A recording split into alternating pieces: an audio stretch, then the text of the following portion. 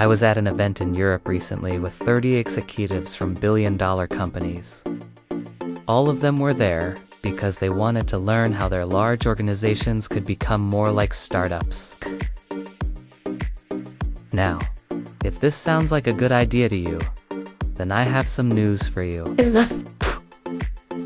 If these executives are serious about wanting to be more like startups, they should probably be thinking less about how to run their organizations better and more about how to start thinking like a lean startup themselves. So here are 5 barriers that big companies face when they try to act like lean startups.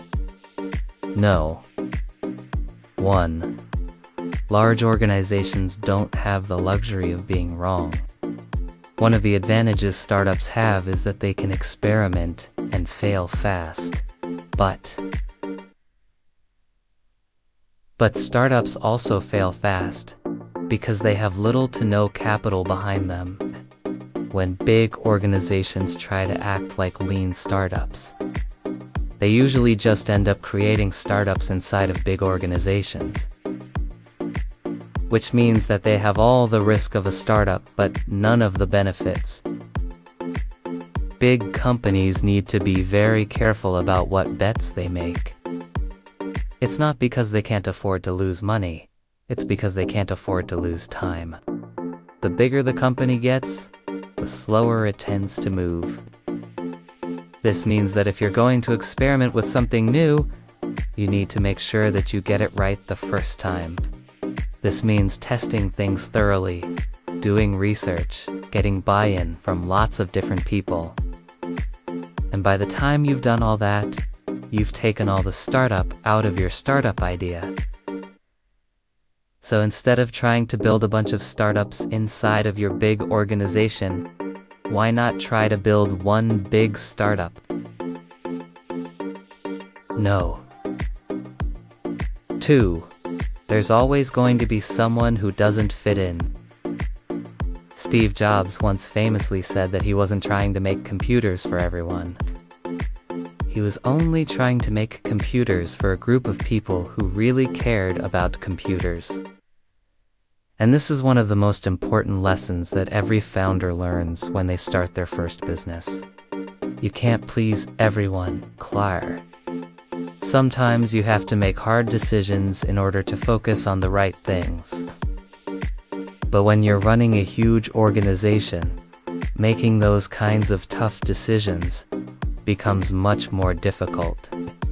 Imagine you rerunning an organization with thousands of employees and you decide that you want to start focusing on serving only one group of customers. Well, this means that you either going to have to fire some of your existing employees, or you going to have to find other ways to make their roles redundant. Now, if you're a startup, maybe this isn't so bad. Maybe you only have 20 employees, and you can easily replace them. But in a big organization, even losing 5% of your staff can be devastating. And let us not forget that every employee has a boss and everyone's boss is gone. Fight tooth and nail to keep their team intact. And the biggest problem is that often the people whose jobs disappear are actually the ones who are performing. So if you're serious about starting a lean startup, you need to ask yourself who you're trying to serve and then ruthlessly prioritize their needs above everyone else. Number 3. Trying to do everything in-house. One of the reasons that startups are able to move so quickly is that they outsource everything that they can. Instead of hiring someone to sit in the office and write code, they go to a website and they rent cloud software. This saves them a ton of money and a ton of time. It also means that they don't have to worry about managing another employee. But in big companies, this mindset flips on its head. In big companies, people think that if you want something done right, you have to do it yourself. And this makes sense. Especially when it comes to highly technical things like building software. If you hire the wrong person to build your software, you could end up wasting a lot of time and money. So you hire a team of talented developers and you tell them to build it in-house. But this completely misses the point of what we're talking about here. We're not talking about doing things perfectly. We're talking about learning fast. So if you want to move faster, you need to stop worrying about doing everything perfectly. And this is one of the hardest things for big companies to do, because so many of them have teams of specialists doing everything for them. But if you're serious about starting a lean startup, you need to realize that sometimes it's okay to outsource things. In fact, it's not just okay, it's smart. No. 4. Making decisions too slowly. One of the things that I love about running a startup is that I get to make decisions quickly. If I think we should launch a new product, I can start working on it within a day. And by the time it's ready to go, it usually takes us about 2 weeks. On the other hand, when I was working at a big company, it would take months to get a new project off the ground. And by the time we launched it, it was usually already too late. So if you want to be more like a startup, you need to speed up your decision-making process. But this is easier said than done. If you're used to relying on committees to make decisions for you, it can be scary to start making decisions on your own. And the problem is that as a big organization grows, it becomes harder and harder to make decisions. As the number of people involved in making a decision increases, so does the amount of time it takes to make that decision. And this means that if you want to speed up your decision-making process, you need to make sure that you're involving the right people.